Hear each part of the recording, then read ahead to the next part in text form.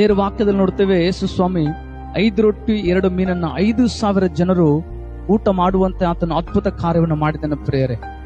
ಹಾಗೆ ನಿಮ್ಮ ಜೀವಿತದಲ್ಲಿ ಕೂಡ ದೇವರು ಸ್ವಲ್ಪದರಲ್ಲಿ ಕೂಡ ದೇವರು ನಿಮ್ಮನ್ನ ತೃಪ್ತರಾಗಿ ಜೀವಿಸುವಂತೆ ಆತನು ಮಾಡ್ಲಿಕ್ಕೆ ಶಕ್ತನಾಗಿರುವಂತ ದೇವರಾಗಿದ್ದಾನೆ. ಇವಾಗ ನಾವು ನೋಡುವಾಗ ಆ ಜನರು ನಮಗೆ ಕೊಡುವಾಗ ಅದು ಸ್ವಲ್ಪ ಮಾತ್ರನೇ ಇರುತ್ತೆ, ಆದ್ರೆ ದೇವರು ನಮ್ಮ ಜೀವನದಲ್ಲಿ ಕೊಡುವಾಗ ಅದು ಕೊನೆಯ ತನಕ ನಮ್ಮ ಜೀವಿತ ಪರಿಪೂರ್ಣ ಆಶೀರ್ವಾದವನ್ನು ಆತನು ಕೊಡ್ಲಿಕ್ಕೆ ಶಕ್ತನಾಗಿದ್ದಾನೆ.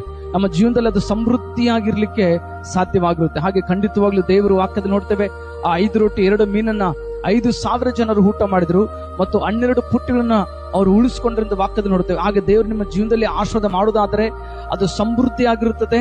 ಅದು ನಿಮ್ಮ ಜೀವನದಲ್ಲಿ ಕೊನೆಯ ತನಕ ಅದು ಆಶೀರ್ವಾದಕರವಾಗಿನೇ ಇರ್ತದೆ ಪ್ರಿಯರೇ. ದೇವರು ನಿಮ್ಮನ್ನು ಖಂಡಿತವಾಗ್ಲೂ ಈಗ ಮುಂದೆ ನಡೆಸ್ತಾನೆ. ದೇವರು ನಿಮ್ಮನ್ನು ಆಶೀರ್ವಾದ ಮಾಡ್ಲಿ.